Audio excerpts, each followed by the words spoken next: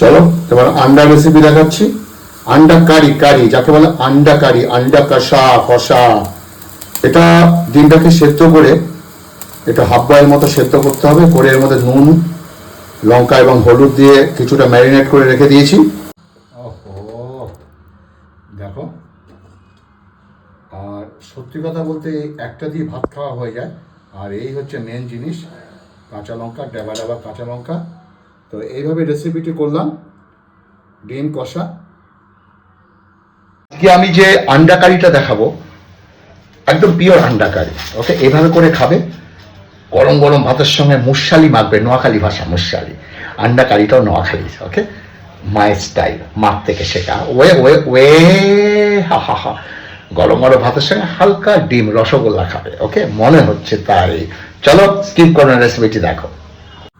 তেল গরম হয়ে গেছে, ডিমটা হালকা ভেজে তুলে নিতে হবে, পোড়ালে হবে না। ঠিক আছে, চলো ডিমটা জাস্ট তুলে নেবো, একটুখানি নাড়িয়ে তুলে নেবো।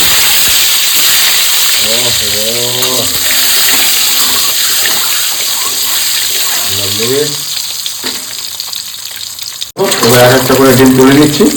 মিক্সিতে একটা পেঁয়াজ পেস্ট করেছি, ওই একই তেলে আমি পেঁয়াজটা দিয়ে দেবো। পেঁয়াজটা একটু ভাজা ভাজা করে নেবো। দেবো একটু রসুন কুচি, একটু আদা দিয়ে ভালো করে এটাকে কষাবো। দেবো পরিমাণ মতো নুন।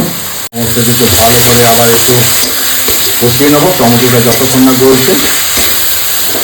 দেবো একটু হলুদ, একটু লঙ্কা বাটা দিয়ে ভালো মতো একটু কষাবো।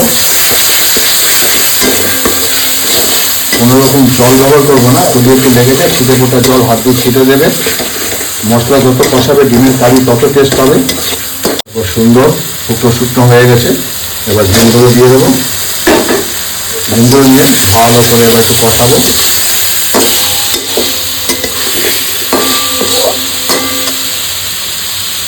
এবার দেবো দুটো ডাবা ডাবা লঙ্কা।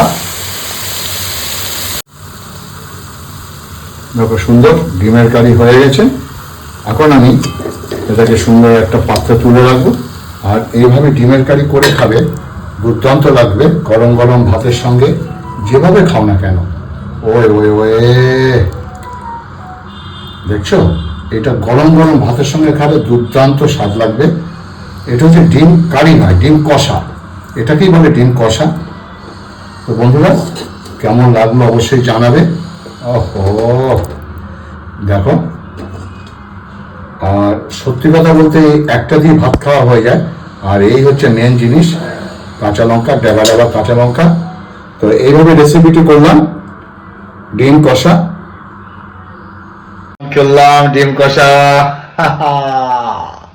গরম গরম ভাত, মুশালি মাইকা মাইকা, এক থালা ভাত। ওকে, আর রেসিপিটি এইভাবে করে খেয়ে আমাকে অবশ্যই জানাবে। আর ভিডিওটি ভালো লাগবে প্লিজ ফেসবুকের মাধ্যমে অন্যের কাছে পৌঁছে দিও। প্লিজ প্লিজ প্লিজ, ভালো থাকবে, সুস্থ থাকবে, নমস্কার।